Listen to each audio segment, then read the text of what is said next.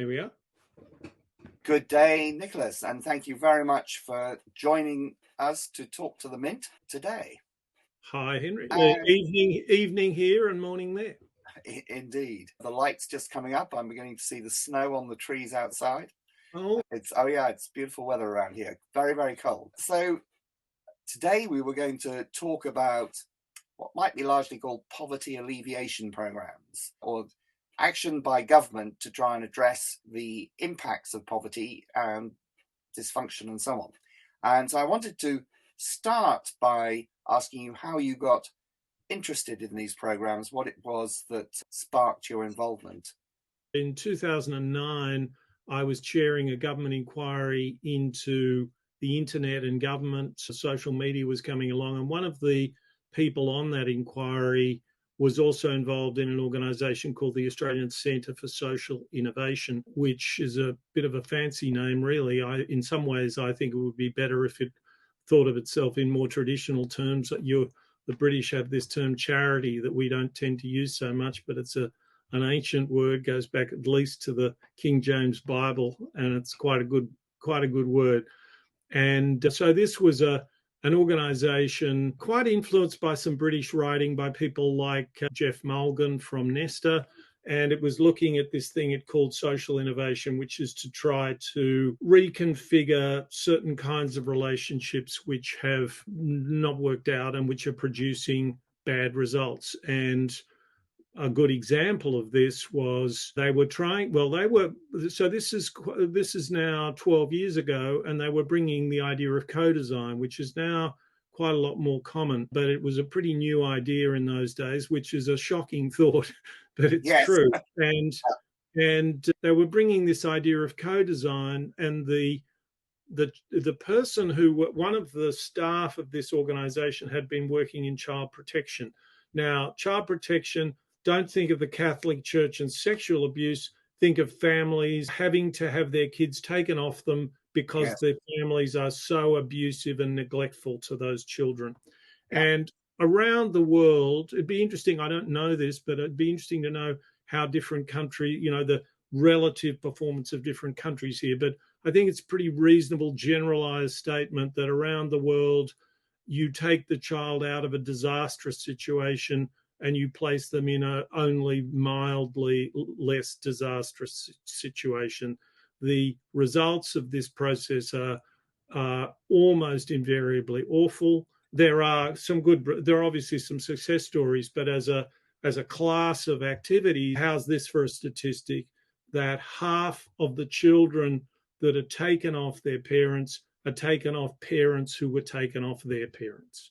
Yes. So, this is a terrible story.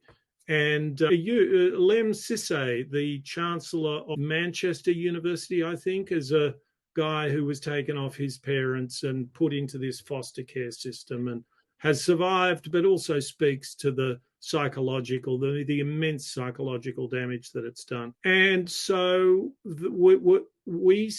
so this group built an alternative to taking built a early intervention program, which was called Family by Family. And what they did is it's quite instructive to go through what they built, because they spent quite a lot of time with families, talking to them, asking them what they thought of, what they thought would work, why families fell into crisis and so on. And they eventually designed this process where local families would basically recruit families to set up in supermarkets and so on. And they recruited families into two groups. One, a group that identified themselves as at risk of some kind of, and there are quite a few families with young kids who feel that, I think. And then families who were in the local area who would like to mentor such families. And it would be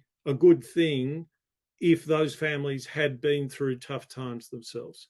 Right. Now, in addition to this, that everyone says, oh, how lovely, because I call this the Rousseau, the Jean-Jacques Rousseau move, that really civilization's the problem. People are terribly lovely and we just need them to have a chat and get on with each other and stay away from the bureaucrats and the experts.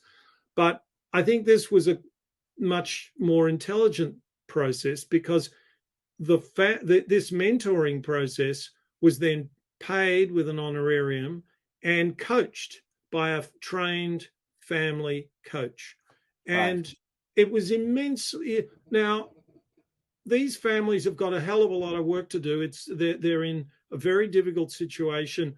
Their habits of mind aren't very, have got all kinds of issues. There's often some domestic violence. There's these, we call them families. They were mostly single mothers under a fair bit of stress. And so I saw this process built, and I was very enthusiastic about this. And I also thought that we were that me and this organization were a kind of marriage made in heaven, in this sense that I could certainly see how what they were doing showed up so powerfully what was missing from my own training and all my instincts as someone who deals with in government policy. But it was also very important for somebody to think about how policy itself could pick this up. And by that I mean, and by pick it up, I don't mean fund it and have some pilots, because that's everyone does that. That's going on all the time. I mean, build a mechanism in which, if this process starts to perform much better than what we're doing, that it starts to expand and be funded, and the other stuff, the legacy stuff, starts to get defunded.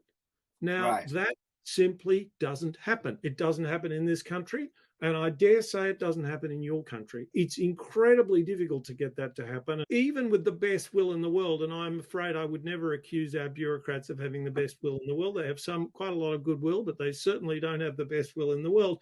Even if you were trying, this would be a really hard thing to do for reasons we can talk about. But we're not really trying. Everyone's going through the motions, filling in the forms, protecting their minister from embarrassment, appearing in prime minister's questions, and it's sort of in a thousand subtle ways. It's basically impossible to have this new method displace the old one. You can have it on the outskirts, you can have it, doing lots of nice things, but here's a challenge for your audience. If they can email me with an example, even something quite small, where something was done one way, somebody showed that you could do it better and grew a system that did it better and got rid of the old system. You tell me about it, because we've been talking about doing this for a generation or more. So what happened with this specific example? How did that turn out? Well, it's still going in. So it made its way to 2 states of Australia. It was in, I think, 2, possibly 4 suburbs in Adelaide. It's still functioning in some suburbs in Adelaide. It was funded and then defunded in New South Wales. But it never, after 5 years, my attitude was, well, you either grow this thing or you close it down. But nobody wanted to do either of those things. So it sort of settles in, and people fund it, and then all the poor mugs who are in it, the poor underpaid mugs and difficult, families in difficulty who are now beneficiaries of this system, they all go to the government, either cap in hand or run a bit of a political campaign to try and hang on to their money. We see these campaigns all the time. We don't know how are you going to tell their lobbying from the lobbying of people who are running some program that doesn't work. You can't. And did it work dramatically better?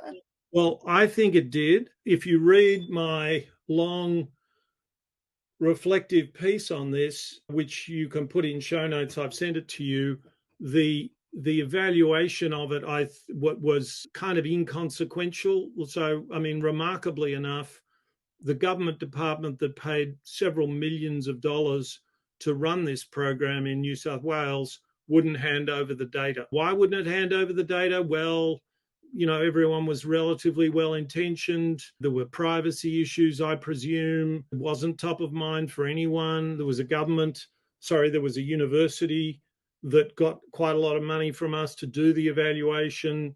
The evaluation was completed. They got their money.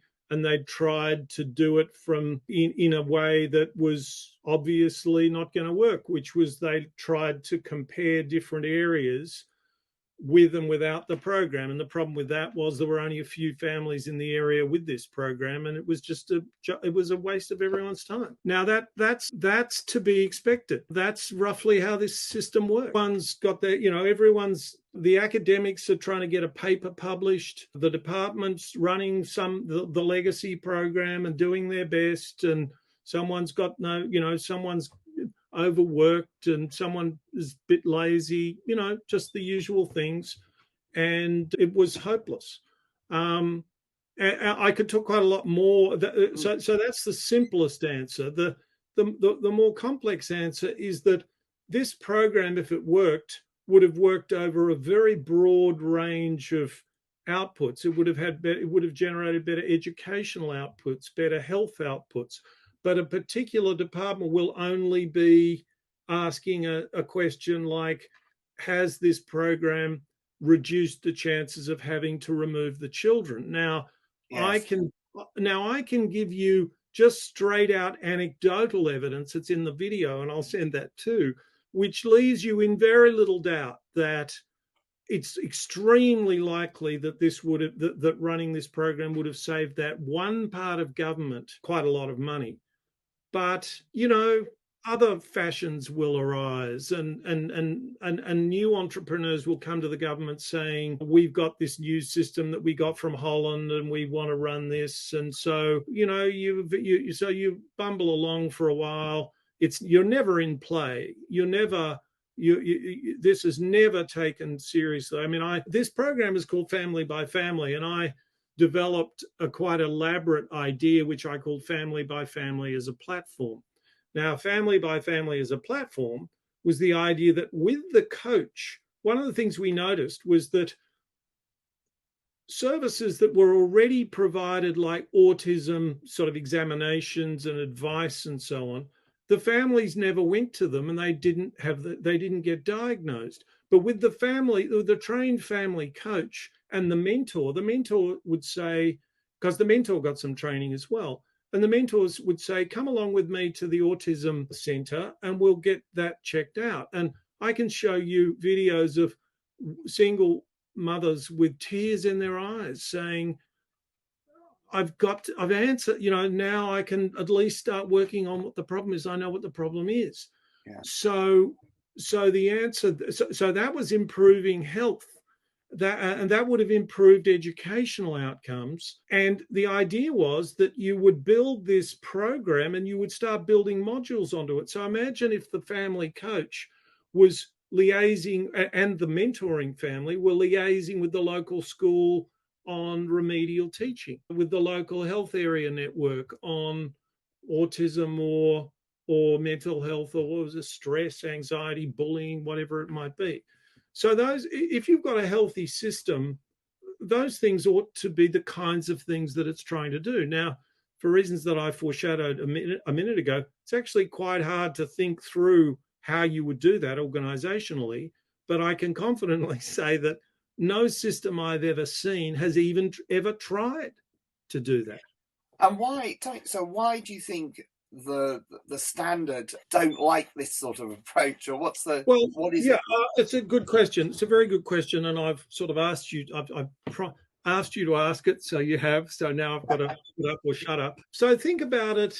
So I'm the head of a department, or I'm a senior executive in the Department of Community and Family Services, and I run a 1,200 social workers in New South Wales who run this system of assessing families, looking at notifications, taking them off, making decisions or going to court to get kids off their families when they have to, and so on. Yeah. Now, every now and again, one of these children in foster care dies. Yeah. And if they die in foster care, you've got to have a pretty good answer for the minister, because at question time, the minister will be asked a question about it. So you have a mature system. It doesn't work in helping kids very much, doesn't work very much at all, but it's built out it's battle tested. It's got a logic that can be explained to the community. It's got a logic that the Murdoch press won't send up, particularly because if the Murdoch. Imagine if somebody dies and a mentor family is involved. Well, you're just easy pickings. The journalist is not, if they want to turn this into a story, they're not going to go and say, oh, that's very interesting. There's been 500 children go through this system and we've had one death. What's the death rate in the other system? That's not how the laws of news work. No. So you're keeping your minister safe, and you might have a sign in the foyer saying, we put people first. But when you're keeping the minister safe, you're putting the minister first. Everything else is not interested. Not interested. If the minister needs a brief by 2 p.m. for question time, that is what I call the institutional imperative. Yeah. So what you've got is you've got some hard imperatives, and then you've got all this soft stuff. And now the other thing is, imagine if you were doing this and you decided to roll it out for 20% of the state. And then the social workers start getting redundancy notices because you're not using social workers, you're using trained family coaches. Yeah. Well, that's another series of TV programs and questions in Parliament and all the rest of it. And are we completely sure that this system is better than the legacy system? Well, no, not really, but we're pretty confident. Are we confident that we can get that across? Are we confident that we can get across the more sophisticated thinking in this? Well, look, really, and can you persuade the Treasurer and the Premier of New South Wales that when push comes to shove, they're not leaving themselves open to mortal political danger? It's hard, isn't it? And I suppose fundamentally the people who are potentially being served, by definition, don't matter in a sense, in that they're the weakest, least powerful, so that the bigger risk is trying to do something about it than actually leave them to. That's right. Suffer. That's exactly right. That's exactly right. So, but I never like to. I mean, in a way, because it's slightly easier to explain the harder edges of this. I've explained the harder edges of this. There are lots of much more ambiguously soft edges where people just feel much more comfortable doing what they do. You've got this new set of routines. People get upset. People stuff things up. If you're running a big organization, just a few people who are really unhappy give you a lot of headaches. Yep. So you have to. So if you want this to happen, you've got to start building headaches. You've got to start building countervailing headaches. You've got to start building a few. So this is where some ideas of mine, like I call the evaluator general, come from, which is that someone is independently trying to measure the effectiveness of this new system at the same time, not just evaluate the new system, but say, compared to what? Yes. And compared to the legacy system. And then you start to generate the sweaty palms in government and in the organisation. Then somebody says that we've got the social workers union hopping into us, the public service unions hopping into it. They're on telly tonight, and then and the person says, what do I do to stop this? And then the answer comes back, well, or if you do stop it, you've still got this question to answer, which is your program looks like it's 3 times as cost effective as the thing that the social workers are running. Do you really want to defend the legacy system? So that's sort of the idea, that you're trying to build the political economy of change. And so can I go back on that? Because just to be clear, so if you can have some sort of external body that is highlighting the inadequacies of the current system compared to the possibility of doing things differently, then you can bring pressure on the minister to effectively take seriously the alternatives. Yeah, that's the idea. I think the other thing to do is to find a way to build institutions and this isn't something you can do quickly, but to build institutions which do empower the beneficiary community, and then you get them to say, would you rather more of this or more of that? But that isn't something that can be done in a consumer charter. It's something where it's a bit like building the agency and capability of those families with a coach. These are people who have got problems with with feeling their own agency in the world, and they need to develop that. So we have no political models like this. We have elections and we have juries, but there are very few there are very few representative groups that are chosen by juries, and there are representative groups that are chosen by membership organizations and elections, and they tend to choose activists with their own kinds of imperatives. Their imperatives often are refracted through media imperatives. But can we just go back to Yep. the challenge of setting up this independent, what you call an evaluator general? I mean, Yeah, I suppose people might say, well, we have the audit, we have national audit offices and things like that. Yeah. And don't these institutions also have their own sort of, I mean, they can't be too problematic because then they get shut down if they're creating too much trouble and so on. So can't they also get bought into the system? Because ultimately ministers are still in charge and they don't want people giving them a hard time if they can avoid it. Exactly. And that's why I made the point that it's better if you steward this independence into the beneficiary community, because you're doing it for the beneficiaries. That's hard. And so, but as you point out quite correctly, building something in government that is genuinely independent rather than has an independent stamp on it is a very different, those are very different things. And the classic example, there are two good examples of this. One is an area called regulation review, where Australia led the world on this, but they didn't lead it anywhere in particular. And there's in 1986, I think America and Australia came up with these policies, which were in Australia, we called it minimum effective regulation. And the idea was that you didn't allow regulation through if you hadn't done a regulatory impact analysis that demonstrated that the benefits outweighed the cost. In principle, a perfectly good idea, but in practice, that's not how it worked. What happened was that it became an additional piece of bureaucracy, a piece of regulation that was regulating the regulators. And if a minister wanted to get something, the minister would get someone to write a regulatory impact statement, and the regulatory impact statement would compare. There were various attempts to codify what were in these statements, and one of the codifications here is that they have to be three options. Well, that's pretty easy to work out how you have three options, and the one you want is option B in the middle.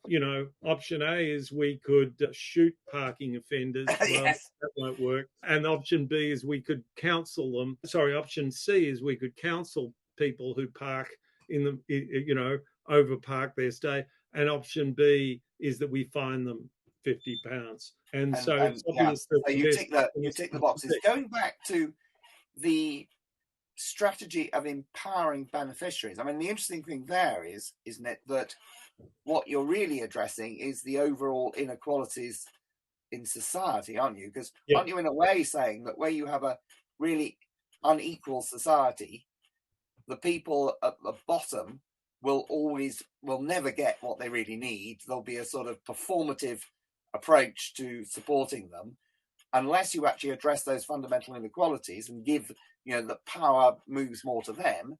They will never be really properly served.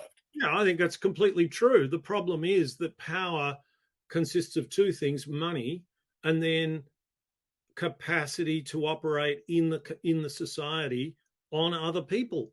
And if you've got a university degree, judging by the proportion of people in Parliament who've got university degrees compared with the proportion of the community that have got university degrees, and the proportion of people in high-paying jobs and in banks and in wherever else you like, in senior positions in NGOs and charities, these people have all got university degrees. So these people are high agency people. And if you don't have as big a as if you don't have as much education as that in Western societies, you're a low agency person. Now, there will be exceptions to that, highly charismatic people who are not well educated, but that's so. So if you're trying to address the problem, it's all very well to say, yes, we're just addressing a symptom. That's true in a way, but you're addressing the symptom at source, and you're trying to say it's not just a matter of handing some money to you, which you can then spend on grog and cigarettes and so on. I think grog might be an Australian word that you guys don't have, but anyway, on alcohol and gambling and all the traps that our entrepreneurs have set up to harvest some money. Yes.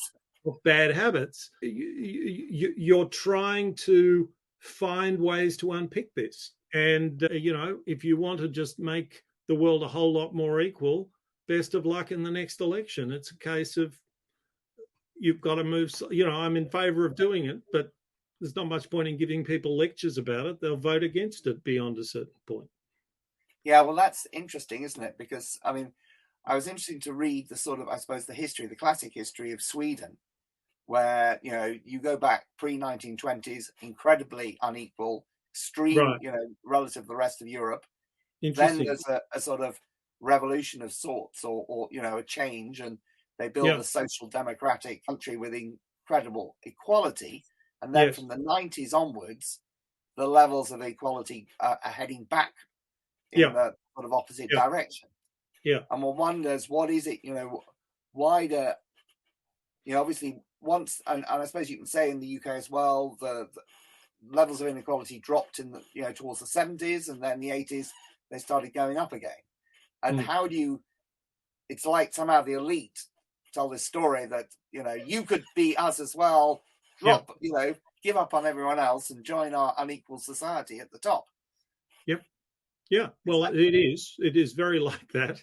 And we have systems of power that are entangled in systems of knowledge, and those people who have got more training are in a position to advantage themselves. They also run the knowledge systems, and I guess you hope that if they're run well with some sort of sense of noblesse oblige, that's the best we've ever managed, really, is the sort of, I'm not saying this is utopian by any means, but I think the social contract that we had with professionals, say until the 1970s or 80s, which was you become a professional, you behave with integrity, if you're a surgeon, you don't pick up referral fee, you don't pay referral fees to a doctor to send you people to operate on. You end up maybe you've paid a lot more money than your average person. You end up playing golf if that's what you want to do. You're highly respected, but you're not a billionaire. You're not massively wealthy. You're just a pillar of the community. Now, I'm not telling you that this is nirvana. I grew up in that world, and I thought there were lots of things wrong with it. Not that it's necessary to that world, but we all know about that world being more racist and sexist and a whole bunch of other things. There were plenty of things wrong with it.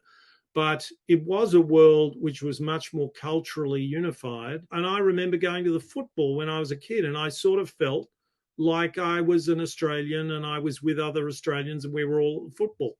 And that you can't even get that feeling at football anymore. There are wealthy people's seats and the cheap seats. There is different ways of behaving. These are all somewhat less pronounced than in the UK. And the UK has superficially divested itself of quite a lot of the uglier sides of its class system. But, we just have a very, the educated versus the not so well educated classes. That's the great cleavage in our society. And what is extraordinary is that we have endless debate and action on this thing called diversity. But the one thing that gets left out of it is diversity of levels of education. That's not what anyone wants to know. They want highly legible issues to deal with: black, white, sexual orientation, all this kind of stuff. I'm not against those things, but we have the country's being the place is being torn apart. We've got Donald Trump, we've got Brexit, we've got the Murdoch press just making hay out of the resentment of people feeling that they're being ignored. Why do they feel they're being ignored? Because they are being ignored and vilified as racists and all this sort of stuff. It's a very, very toxic brew, and that's where we are now. And any hope to end this on, in terms of, because we've been going there for some time, haven't we? Are there any ways out? Yeah. You see any Well, leading a way out? Look, I feel that I think there are signs of, you've now got a government in the United Kingdom that isn't obviously incompetent and utterly disregarding of, even the most basic decencies or proprieties, I suppose. So that's a step forward for you. Donald Trump seems to be somewhat on the skids. I mean, the really exciting news came from Australia, where we had a government which was quite like the Boris Johnson government. I mean, sort of just it came from a Conservative party that called itself the Liberal Party, but it went from being a Conservative party under John Howard to being, like Boris Johnson, utterly just sort of running one idiot culture war campaign a day and couldn't do anything. It told us all it was laser focused on getting vaccines and ended up at the back of the queue. And there was evidence that Pfizer had turned up within a couple of weeks to say, do you want early access to this vaccine? That's just one example. But so this was disastrous. And then what happened was, in I think 8 or more of the jewels in the crown of the Australian Conservative Party, called the Liberal Party, they lost those seats to independent candidates who were almost to a person extremely accomplished professional women so people were not, the Labor Party was not going to win those seats, and they were called the Teals. And the reason they're called the Teals is that blue is the colour for the Liberals, and they had a green tinge because they were interested in, trying to do the right thing on greenhouse and stuff like that. And so 2 things about the Australian system, well, 3 things, I suppose. One is Australians' sense of their own egalitarian values, often honoured in the breach. But then there were 2 technical aspects of our electoral system, which is compulsory voting, which pushes politicians towards the centre to try and get the votes sitting in the centre, and preferential voting. And what preferential voting, or instant runoff voting. So you could vote for a third candidate who was unlikely to win without losing your vote, as you do in first past the post voting in the United Kingdom. And that meant that you could actually bring about this situation where these people who were running an appallingly bad government, sort of for the Murdoch press, really. I mean, they were talking how the world was being overtaken by trans rights activists and stuff like that. I mean, I happen to kind of agree with them, not that the world's being taken over, but I agree with their point of view. Question. It's just that this was a circus compared with the sorts of things we needed to be talking. And so there are, we still live in open societies, and people can put their case and say we're going down the wrong path. So I think there are lots of green shoots that should be leading us making us somewhat optimistic. And the other thing that makes me optimistic, he said self-servingly, is that if you can work out what's wrong, and that's quite closely connected to something that you could, to doing something in a different way that might improve it, then you just have to start persuading people. And we're in a world where there's a lot of people feeling like they're in a desert and they're pretty desperate to find an oasis. And I'm in the oasis business. And I think that there are some things that we could do. And I think that, if people will give me a go, I'll put the case well, and then they can make up their mind. Brilliant. Well, great. Let's stick with the oasis business. I like that. And thank you very much, Nicholas. It's been a pleasure talking to you as ever. Thanks, Henry.